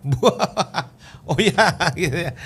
Dan itu akan memberi peluang kepada Aceh, memberi peluang pada Maluku, memberikan peluang pada Kalimantan, Oke. Dayak, Borneo. Mari kita bicara. Saya sudah katakan di awal, darah saya merah, tulang saya putih. Saya orang Kristen. Saya sudah berkhotbah 137 kali. Saya didikannya pastor. Saya Petrus Servasi Mike. Oke. Artinya Bapak hanya betul-betul ingin minta perhatian supaya kami pemerintah dihargai supaya sebagai dihargai manusia. sama dengan Ya. yang lainnya. Ya. Dengar ini Pak Jokowi dan semua aparatur pemerintah penentu di negeri ini. Kita bicara ini bukan memprovokasi untuk disintegrasi. Kami Oh, anti. tidak. Kami cinta Indonesia dan kami mau supaya kesatuan Indonesia tetap terjaga, dan kami mau supaya seluruh orang Indonesia harkat dan martabatnya dihargai sama. Yes. Terutama juga orang-orang Papua yang notabene alamnya telah menyumbangsikan begitu besar kekayaan alamnya untuk rakyat Indonesia keseluruhan. Istilahnya sumber kehidupan datang dari Papua. Tapi kok orang Papua nggak dihargai, haknya sama dengan Indonesia yang lainnya, bahkan dicurigai kualitas SDM-nya nggak mampu lah dan sebagainya. Itu saya pernah dengar sendiri langsung. Dan alasan-alasan fisik yang lainnya dan seterusnya itu rasis. Saya mau katakan kita justru berdosa terhadap orang Papua. Mestinya kalau kita mendapatkan berkah banyak di tanah Papua, jangan orang-orangnya kita matiin, kita eliminir, kita pinggirkan. Mestinya kita turunkan mereka, tanda kutip ya Pak, dari pohon-pohon, dari dianggap yang keterbelakangan, yang tinggal di, mestinya kita turunkan mereka, bukan mereka digantung lagi di pohon-pohon, yang dari kota ditaruh lagi di gunung-gunung. Baru pendatang, orang-orang pendatang yang menguasai kota-kota di Papua dan sebagainya. Loh, ini yang saya bilang, kita nggak adil, kita nggak jujur, ya. Ini tidak ada perencanaan apa-apa, ini spontan saja Ya, kita spontan, berbicara, ya. dan saya Ya. ingin ajak Pak Petrus berbicara apa sebenarnya masalahnya, karena saya juga orang yang penasaran, pemirsa. Apa yang terjadi sih di Papua? Terus apa gunanya gereja-gereja di sana kalau ternyata Papua tidak semakin lebih baik? Bahkan selepas misionaris diusir keluar dari Papua dan tidak boleh ada lagi misionaris, loh, Papua jadi semakin merosot loh. Bahkan gerakan Islamisasi begitu masif yang dilakukan oleh Ustadz Farlan itu, ya, dan gereja di mana diam. Lalu alasan utus penginjil, utus penginjilan di sana, lalu membubarkan gereja Injili di tanah Papua. Ya, penginjil-penginjil yang datang dari Jakarta justru mengacaukan gereja-gereja asli Papua loh, memecah belah dan seterusnya. Ya, dan saya mau bilang ini gerakan apa? Bukan. Kantong-kantong Kristen dibutuhkan adalah apologet-apologet yang memperjuangkan kekristenan yang benar dan termasuk eksistensi orang-orang Papua yang telah dimenangkan dari tahun 1885 di tanahnya sendiri. Begitu kasihnya Tuhan kepada orang Papua sehingga Tuhan mengirim 2 misionaris itu Untuk apa? Menyelamatkan orang Papua. Nah, kalian datang bukan untuk mengurusi orang Papua, tapi justru menyengsarakan orang Papua. Bayangkan puluhan tahun loh merdeka. Nanti Pak Jokowi baru menunjukkan perhatiannya. Walaupun saya tahu itu belum cukup, Pak. Ya, tapi paling tidak Pak Jokowi itu menunjukkan 14 kali datang ke Papua untuk berbicara mengusahakan peningkatan kesejahteraan Papua. Walaupun protesnya orang Papua, yang satu kurang dari Pak Jokowi, kenapa Pak Jokowi membiarkan daerah itu tetap menjadi daerah operasi militer dan pengerahan tentara berlebihan dianggap oleh orang Papua. Padahal menurut orang Papua daerahnya aman-aman aja, nggak ada masalah kok. Dan orang-orang bebas, dan saya tahu juga pendatang-pendatang di Papua juga nggak merasa terancam. Ya sampai ada ya penciptaan dari istilah-istilah KKM lah, dulu OPM lah dan sebagainya. KKB. Nah, sekarang ditingkatkan KKB itu jadi teroris. Lah, terus kita mau tuduh lagi masyarakat Papua, putra asli Papua, anak-anak Papua yang orang tuanya juga sudah menderita, bahkan tanda kutip pernah merasa dibantai oleh aparatur kita loh, ya. Alasan keamanan, alasan jangan sampai terjadi disintegrasi dan sebagainya. Alasan apapun yang dibangun untuk membela kebijakan Indonesia dengan cara membantai masyarakat Papua itu tidak dibenarkan dalam hukum internasional. Jadi saya mau kasih tahu, mari kita rubah. Kita rangkul saudara-saudara kita. Papua adalah saudara kita. Papua adalah orang-orang yang juga layak menerima hak sama dengan orang Jawa, orang Kalimantan, orang Manado, orang Ambon, orang Madura, orang apapun di Indonesia, ya. Layak mereka juga dihargai. Layak mereka jadi tuan rumah di rumah mereka sendiri. Jangan orang Jawa yang jadi tuan rumah di Papua. Jangan orang Manado yang jadi tuan rumah di Papua. Jangan jadi orang-orang lain. Terus mereka jadi pembantu di rumah mereka sendiri.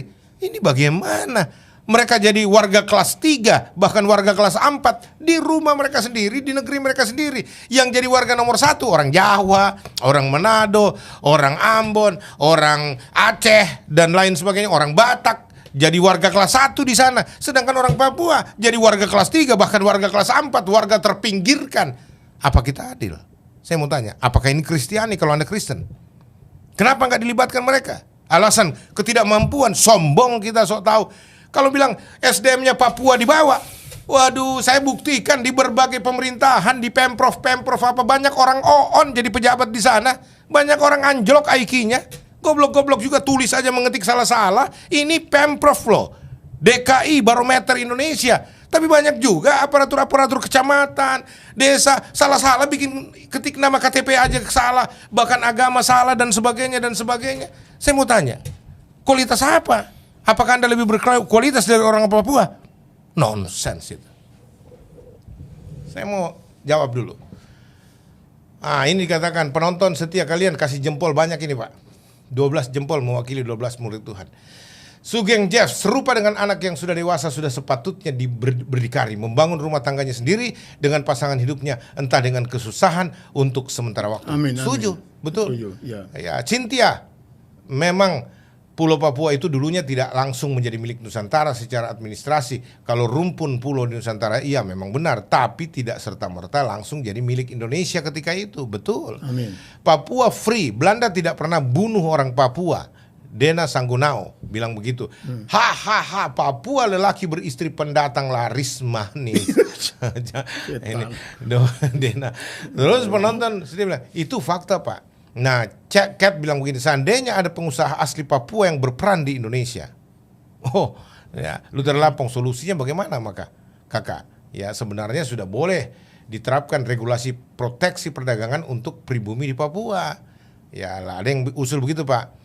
Luther Lampong bilang Papua people juga hari ini sudah banyak yang terbrainwash khususnya dalam agama. Ya, betul. Cynthia setuju. Ya, terus Papua dibikin tidak aman, sangat benar. Jadi rekayasa keamanan di sana itu ada yang mainkan Pak. Jadi munculkan situasi tidak aman.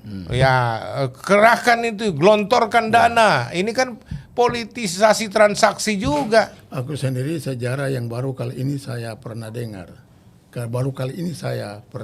Nah, aku sendiri bilang sejarah yang baru kali ini saya pernah dengar. Nah, Terus itu sudah biasa Om, politik kotornya semua rekayasa termasuk referendum palsu dan seterusnya. Oke, profit share saham Freeport Indonesia dikasih 3% itu zaman Soeharto. Ya, Lalu ya. zaman sekarang Podowai 50% itu juga rekayasa. Amin. Terima kasih orang ini. Luther Lepong bilang betul. itu juga kenapa rekayasa? Karena yang menikmati Jakarta, bukan Papua, begitu? Betul. Ya, setuju argumen Om. Setuju katanya. Bukan cuma DNA yang direkayasa, tapi semua sudah direkayasa. Bagaimana kalau kita minta privilege Om? Dan seterusnya, waduh. Terus ini Luther Lepong banyak sekali pengetahuan tentang Papua juga ini. Oke, terus masih ada barangkali udah selesai. Kita tiba pada sesi kesimpulan, penutup ya. Sekali lagi pemirsa, pembicaraan ini adalah pembicaraan spontan, tidak pernah direncanakan. Kami berbicara dalam konteks bagaimana menjalankan atau mengemban pelayanan untuk Sigi di Papua. Ya, tapi ternyata ketika kita bicara kondisi Papua, saya melihat ada hal-hal menarik yang perlu diketahui oleh masyarakat Indonesia secara luas, termasuk masyarakat Papua sendiri yang tidak memahami kondisi negerinya. Karena apa? Terbutakan dengan statement-statement politik Jakarta.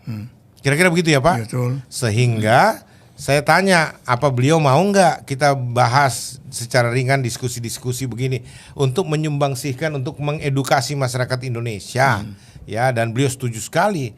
Dan inilah pembicaraan hasilnya. Dan dengar baik-baik, pembicaraan ini tidak ada nuansa sedikit pun untuk membawa atau menggiring opini supaya Papua lepas dari Indonesia. Bahkan Pak Petrus sendiri mengatakan saya cinta Indonesia, darah saya merah, tulang saya putih, bendera saya merah putih.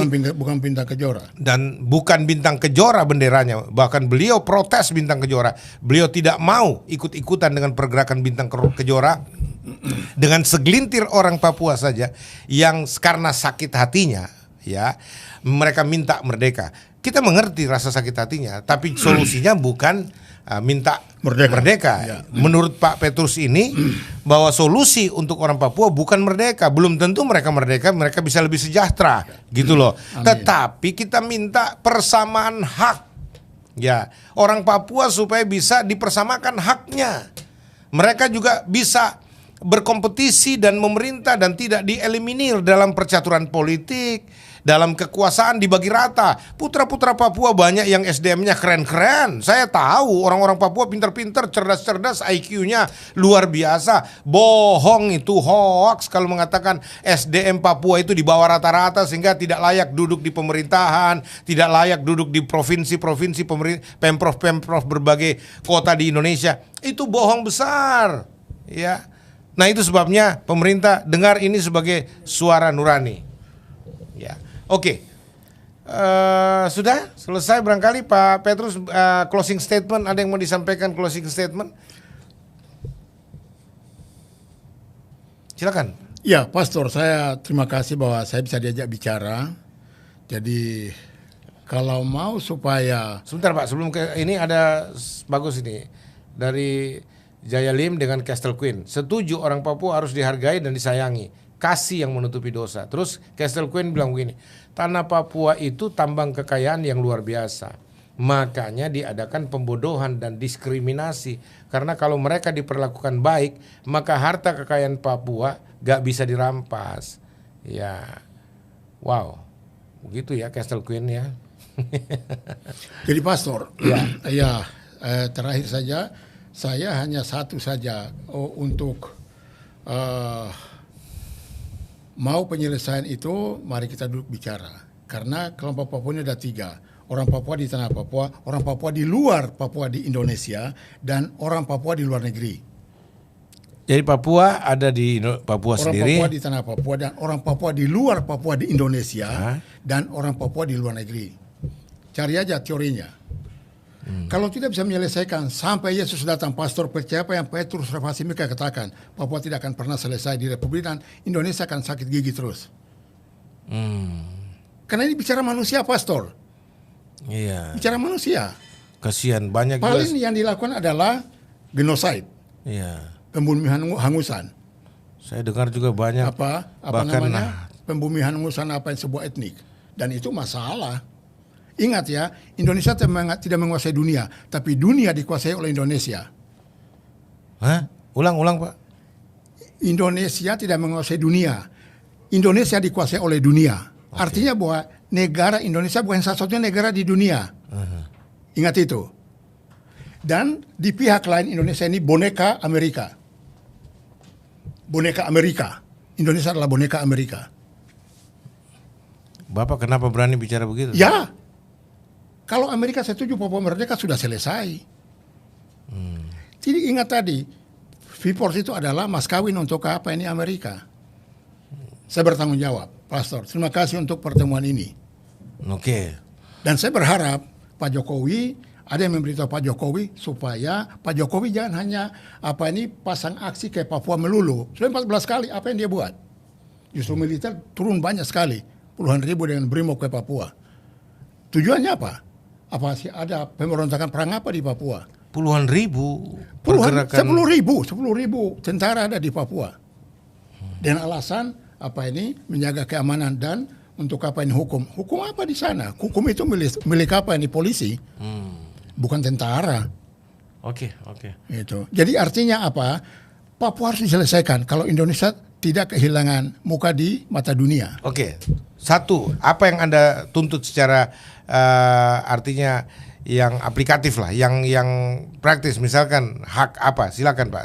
Hak berpolitik, Hak berpolitik, hak asasi manusia, hak asasi manusianya, hak hidup di atas tanah Papua, hak hidup di atas tanah Papua. Ya, tanahnya sendiri, Hak merdeka, tidak terancam, bukan maksudnya rasa ya. Walaupun dia merdeka secara yuridis, tapi de facto dia merasa terancam. Persis. Itu maksudnya. Ya, dan dia menjadi warga negara Indonesia, bukan diindonesiakan. Wah, ini keren ini. Ternyata orang Papua ingin betul-betul menjadi asli warga Indonesia. Ya, bukan diindonesiakan. Bukan cuma sekedar diindonesiakan. Ya. Karena kalau diindonesiakan hak-haknya tereliminir. Kalau dia betul-betul orang Indonesia, hak-haknya dihargai. Betul. Gitu loh. Ya ini pesan bagus ini. Jadi tidak ada indikasi Anda mau curigai bilang ini pembicaraan mau menggiring opini untuk disintegrasi Papua, sama sekali enggak. Kita benci disintegrasi. Kita mau supaya Indonesia bersatu. Tapi persatuan itu jangan direkayasa untuk merugikan kelompok tertentu Papua, tapi menguntungkan orang-orang tertentu yang bermain dengan politik Papua untuk mendatangkan kesejahteraannya bagi kelompok tertentu, tapi membuat rakyat Papua menderita. Tolong hati nuraninya dibuka ya. Jadi seperti itu kira-kira Pak. Karena waktu juga. Terima kasih Pastor. Ini saya terima luar kasih. Biasa, ya. Saya terima kasih. Mendadak saya diajak bicara di satu ruangan yang terhormat dengan topik yang mendunia. Di surga dan di bumi. Iya. Ini luar biasa. Oke. Tuhan berkati, Pak. Ya, waduh. Luar biasa. Baik, selamat datang saudara-saudara yang telah bergabung menjadi member Kalam Kristus, yang bergabung bagi saudara-saudara yang lain silakan bergabung ya. Jadi Anda yang sudah bergabung terima kasih atas dukungan saudara di channel Kalam Kristus. Dan Anda yang belum bergabung silakan Anda pencet tombol bergabung untuk turut sama-sama menjadikan Kalam Kristus itu channel kenabian. Suara kenabian, menyuarakan kebenaran supaya Indonesia betul-betul merdeka, damai dan sejahtera, tenang dan tentram ada di bumi Indonesia. Maka Indonesia harus diwarnai dengan kebenaran.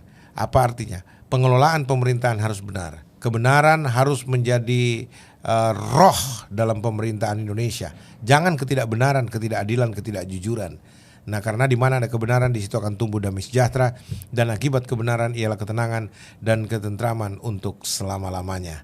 Itu sebabnya biar program ini memberi edukasi, dan kami tolak semua persepsi negatif yang coba memelintir dan merekayasa, mempolitisasi pembicaraan ini, karena kami berbicara untuk mengangkat hak masyarakat Papua supaya juga diperhatikan. Tidak ada maksud untuk melepaskan diri dari Indonesia dalam pembicaraan ini, tapi kita mau berbicara tentang tolong pemerintah Indonesia, tolong politisi Indonesia, hargai orang-orang Papua, saudaraku orang Papua, tolong dihargai sama seperti orang-orang lain.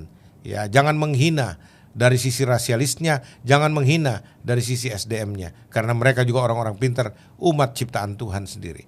Terima kasih karena sudah mendengar, sudah mengikuti siaran ini, dan jangan lupa saudara share, like, and subscribe channel ini untuk memberikan dukungan. Dan kalau saudara betul-betul diberkati, saudara bisa memberikan ya donasi yang Anda mau di ada petunjuk-petunjuk di bawah kolom-kolom resensi di bawah ya. Oke Pak Petrus, terima kasih sudah bisa menjadi narasumber yang tidak terduga tapi luar biasa spektakuler, dan saya lihat respons positif dari banyak orang di chatting-chatting ini, dan ini juga termasuk semacam sejarah ini bahwa orang mendukung pembicaraan ini luar biasa. Ini dari chatting ini semua mendukung ya. Berarti orang-orang Indonesia yang lainnya juga mencintai orang-orang Papua. Amin. Ya, kami mencintai Anda, Pak. Kami mencintai orang-orang Papua karena orang-orang Papua juga adalah saudara kita. Amin. Ya, dan terutama juga bicara orang-orang Kristen, kami mencintai Anda, dan ini koreksi buat gereja-gereja. Tolong rangkul orang-orang Papua. Gereja-gereja, lu jangan bersifat rasis di tanah orang. Ya, justru kalau Anda tidak mengajak orang Papua, tidak merangkul orang Papua, Anda bangun gereja-gereja eksklusif, gereja-gereja suku Anda di tanah orang, itu rasis namanya. Ya, mestinya Anda rangkul dong masyarakat Papua sama-sama. Dan kalau perlu bergabung dengan gereja-gereja mereka, kan Anda pendatang, Anda kerja untuk sementara waktu di sana. Gabunglah dengan gereja mereka. Berbaurlah bahwa Anda orang Indonesia. Mau kulit hitam, putih, coklat, kuning, kuning langsat, ya hijau, enggak ada kulit hijau ya. Gini, ya sudah, sama-sama aja orang Indonesia gitu loh. Ya, darahmu merah, tulangmu putih, kecuali nan tulangmu saya nggak tahu pakai baju apa. Tapi bendera merah putih adalah bendera kita, bukan bintang kejora. Ingat, bendera merah putih juga adalah bendera kesayangan rakyat Papua. Jadi sampai di sini, kiranya Tuhan memberkati Indonesia, Tuhan memberkati Papua, Tuhan memberkati kita semua. Shalom.